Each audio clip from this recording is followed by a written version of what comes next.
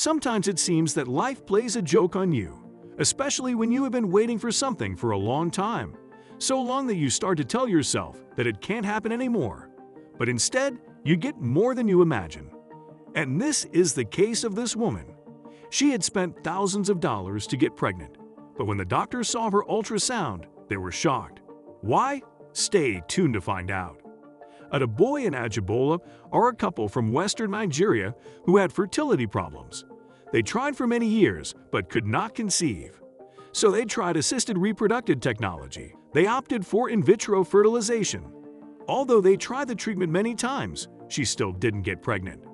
They spent over $200,000 trying several procedures, and even Aribella's family stopped believing they would have a baby. Instead, they pressured him to divorce his wife and marry another woman, but he refused. I let them know that I love my wife. I assured them that my wife, Ajibola, would deliver a baby, he said. And his perseverance eventually paid off. After trying for over 17 years ago, became pregnant. The couple was very excited, but that was not the best surprise. They went to the hospital for their first ultrasound in November, and although the couple was happy to have only one child, the results revealed that she was carrying 4 babies. They stated that they were filled with joy when they saw 4 heartbeats on the monitor. However, at the next ultrasound in January, things got more interesting. The doctors were surprised to find 2 more babies, meaning that the couple was having sextuplets.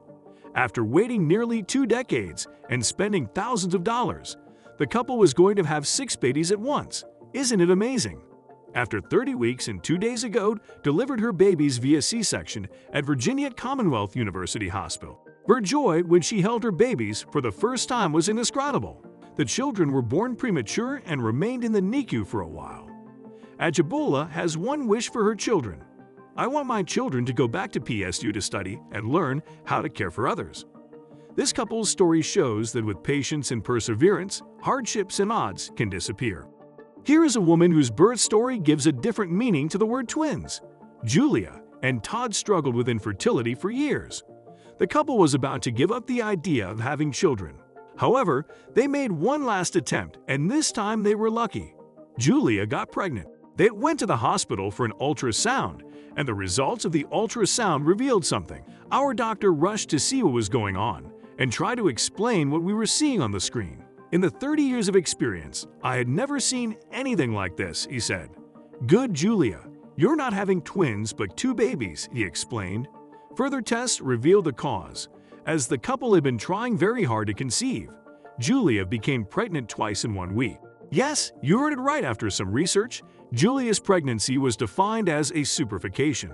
This occurs when another egg is fertilized by a sperm and implants in the uterus days or weeks after the first one. She was told that although her babies would be born on the same day, they could not be called twins. However, Julia's unique case also carried some problems.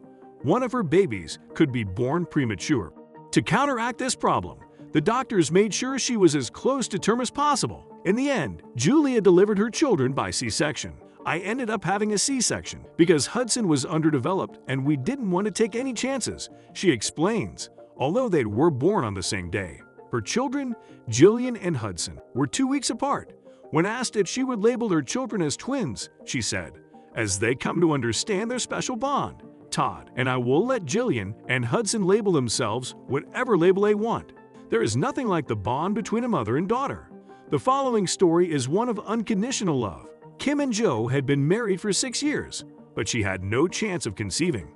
Kim had a daughter and son from a previous marriage. While this was Joe's first marriage, she had a partial hysterectomy, which ruined her chance of having another baby. The couple tried to adopt but were having problems. Kim's doctor told her that she had 1 ovary left, which also meant she had eggs that could cause a pregnancy. Her mother, Jazzy, realized that Joe was very good with her grandchildren. She also saw how much they wanted children, so she offered to be a surrogate. Doctors had to test 56-year-old Jazzy to see if she was able to gestate a baby, and she passed the tests. Her first IVF procedure failed, but the Cleveland clinic where Jazzy worked offered to sponsor another procedure, and this time the treatment was successful. 2 eggs were placed in Jazzy, but the family was in for an even bigger surprise. One of the eggs split into identical twins, so Jazzy was going to have triplets. Isn't that amazing? However, she had to deliver the babies before the due date. She said one of the twins had stopped growing and was not doing as well as it should. Tests showed that the baby could be in danger on the day of delivery. Elizabeth was born first, and the twins, Carmina and Gabriella, came out later. Their doctor also states that he believes Jazzy is the world's oldest surrogate mother. The triplets were transferred to the NICU after birth. After a few weeks, Elizabeth was the first to be discharged. While the twins were discharged later, the grandmother said, "It's one more thing I can do for my daughter. You know, a mother's love, and one can only agree with her from a mother's unconditional love." The following story is that of a woman who beat all odds to deliver a baby. When Annie became pregnant, her doctor told her that she was diabetic.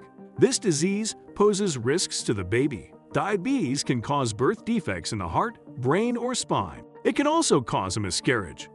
Annie's doctor was concerned that she would give birth with these complications, so he took precautions and put her on a diet to help her eat healthy and control her glucose.